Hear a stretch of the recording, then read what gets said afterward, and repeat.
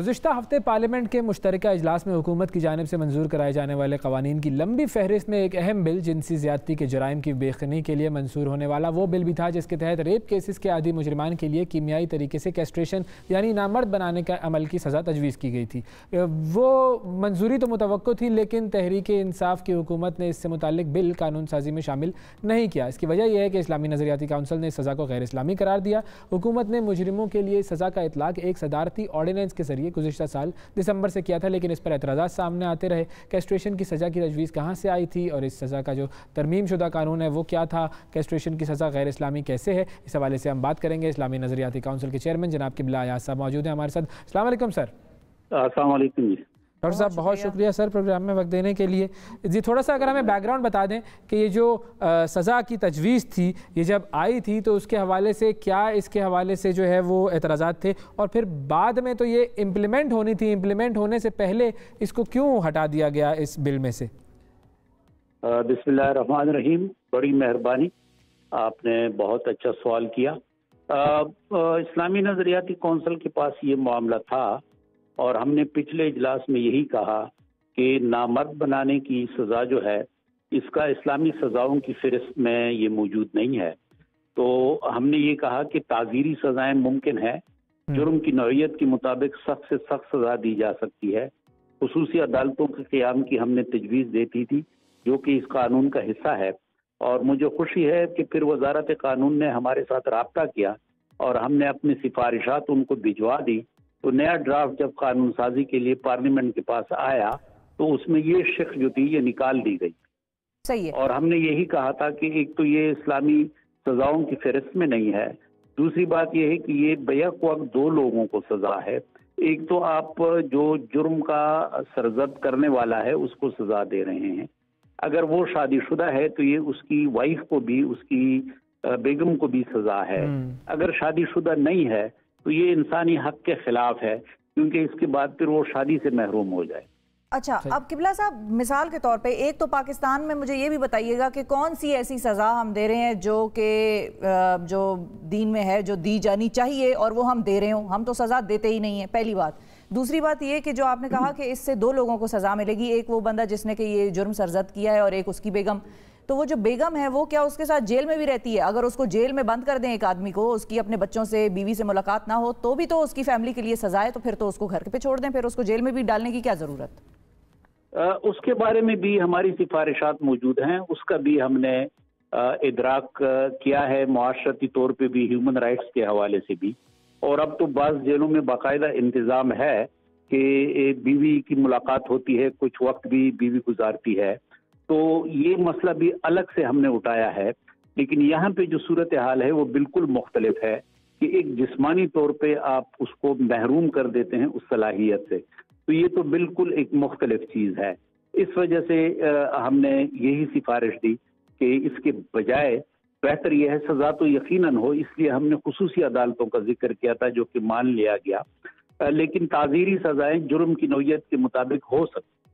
वो हमने जो ज़ैनब कसूर की जो ज़ैनब थी बच्ची, उसके बारे में हमने मुकम्मल एक रिपोर्ट दी और ये तमाम बातें उस रिपोर्ट में मौजूद है। तो सर ये जो सज़ा का जो तयन था, ज़ाहिर है जब ये आइडिया आया था कि जी कैस्ट्रेशन की सज़ा होगी तो उसी वक्त से इसके ऊपर इस्लामी नज़रियाती काउंसिल ने काम शुरू कर दिया था, या फिर ये कि जब हुकूमत भिजवाती है आपको कोई कानून या कोई बिल तो उसके ऊपर आप लोग उसके ऊपर काम शुरू करते हैं? और क्योंकि ये जो मामला आज़म ने तो ये वाली जो सज़ा थी ये अपने एक इंटरव्यू में 2 साल पहले जब बहुत ज़्यादा ये जिनसी ज़्यादती के बच्चों के साथ वाक़यात आ रहे थे तो उस वक्त उन्होंने एक अनाउंस कर दिया था कि हम GSP+ की वजह से पब्लिक हैंगिंग की तरफ शायद ना जा सकें तो केमिकल कैस्ट्रेशन करके नकारा बना दें। ये वजीर आजम के अल्फाज थे। जी बिल्कुल, उसी वक्त हमने ये कहा था कि मुख्तलिफ सख्त सजाएं हो सकती है, यानी ताज़ीर में बहुत बड़ी गुंजाइश है जुर्म की नौइयत के मुताबिक। अब मसलन ज़ैनब कत्ल केस जो था और उसके साथ जिस तरीके से जिनसी तशद्दुद किया था, उसमें तो हमारी भी तजवीज़ ये थी कि ये बंदा जो है ये इसका मुस्तहिक है कि इसको फांसी दी जाए। और हमने ये भी कहा था कि अगर बरसरेआम फांसी पर सुप्रीम कोर्ट की पाबंदी है या कोई बैनुल अक़वामी दबाव है तो वो जेल के अंदर भी फांसी दी जा सकती है और मीडिया के जरिए उसको मुश्तहर किया जा सकता है। सही।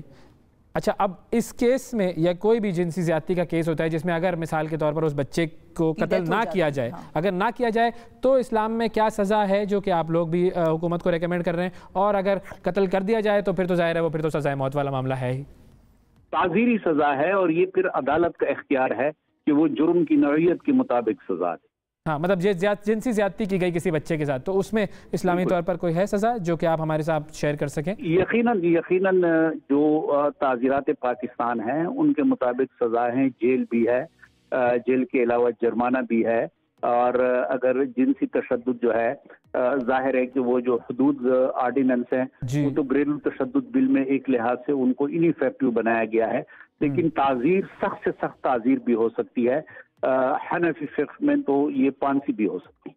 अच्छा, फांसी भी हो सकती है, सिर्फ जिनसी ज़्यादती की सज़ा जो है वो ठीक है। ओके किबला साहब, लोगों ने इस बात पे बड़ा एतराज़ किया क्योंकि ज़ाहिर है जिन बच्चों के साथ ये ज़्यादती होती है उनके वालिदैन या उन्हीं बच्चों पर गुजरती है तो वो बेहतर जानते हैं, मैं और आप तो इसका अंदाज़ा भी नहीं लगा सकते। तो लोगों ने जब ये वज़ीर आज़म की बात हुई तो उस वक्त तो बड़ा इसको सराहा गया, फिर खैर जाहिर है हम कम इल्म भी हैं, जाहिर है हमें नहीं पता कि दीनी तौर तरीके क्या हैं, और वो आप जैसे जो काबिल लोग हैं वही हमें बता सकते हैं। लेकिन उसके बाद जब अभी बिल आना था असेंबली में तो उन्होंने अचानक ये बात आ गई मीडिया पे कि भाई वो क्लॉज जो है वो निकाल दिया गया है कैस्ट्रेशन का। तो इसमें मैं आपसे जो जानना चाह रही हूँ वो ये है कि क्या वक्त के हिसाब से इमरजेंसी को देखते हुए क्या सज़ाएं हम नहीं उनका तयन कर सकते? मिसाल के तौर पे जब हम ये कहते हैं कि हज़रत उमर के दौर में जब कहर आया, हज़रत उमर रज़ी अल्लाह तआला अन्हु के दौर में जब कहर आया तो उन्होंने चोरी की सज़ा नहीं दी, उन्होंने कहा एक बंदे को खाना नहीं मिल रहा, उसने कहीं से चुरा के खा लिया तो मैं उसको कैसे सज़ा दे दूँ। अब ये वो इमरजेंसी का दौर था कि जब उन्होंने वो सज़ा कैंसिल कर दी। तो अभी भी जब हम ये देखते हैं कि बच्चों के साथ जिनसी ज़्यादती के वाक़यात में इस तेज़ी से इजाफा हो रहा है तो क्या हम इसको नेशनल या इमरजेंसी के तौर पर ट्रीट करके कुछ अरसे के लिए इस किस्म की सख्त सज़ाएं नहीं दे सकते कि लोगों में खौफ बैठ जाए?